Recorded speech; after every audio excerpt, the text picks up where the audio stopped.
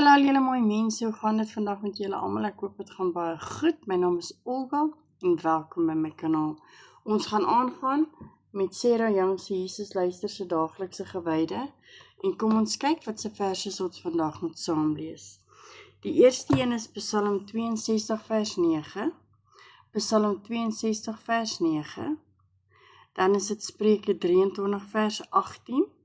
Spreuke 23 vers 18. Handelinge 2 vers 28, Handelinge 2 vers 28, en dan die laaste een is Numeri 6 vers 25, Numeri 6 vers 25. So, gaan kry julle Bybels reg, maak dit oop en ons lees gou saam en ek kry julle nou daar. Reg, so nadat julle Bybels oop het by Psalm 62 vers 9, kom ons lees. Vertrou altyd op hom, my volk, stort julle harte voor hom uit, God is vir ons 'n toevlug.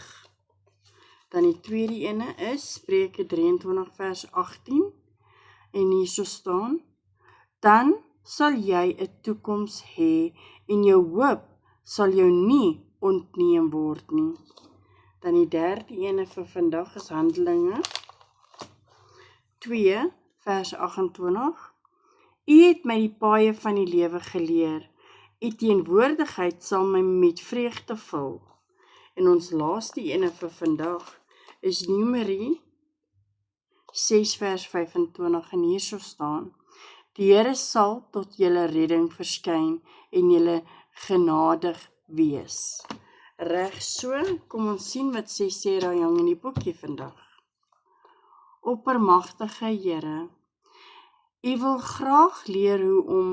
Ek wil graag leer hoe om vol blydskap te wees, selfs al verloop dinge nie soos wat ek dit wil hê nie. Ek is geneig om elke dag te probeer om dinge volgens my plan te laat verloop.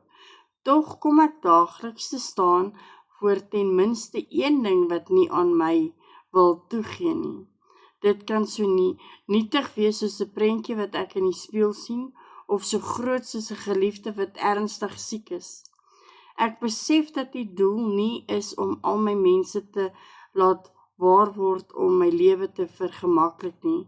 Help my om die vee in my lewe te aanvaar en in alle omstandighede te vertrou. Op dae wanneer ek vasberade is om in beheer te wees, is ek die grootste deel van die dag gefrustreerd en mors ek energie deur spyt te wees oor dinge wat gebeur het.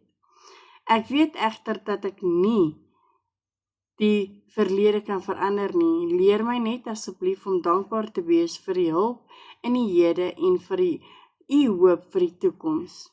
Wys my hoe om meer te ontspan, om u beheer oor my lewe te vertrou en te onthou dat u altyd naby my is. U woord verseker my, u teenwoordigheid sal my net vreugde vul.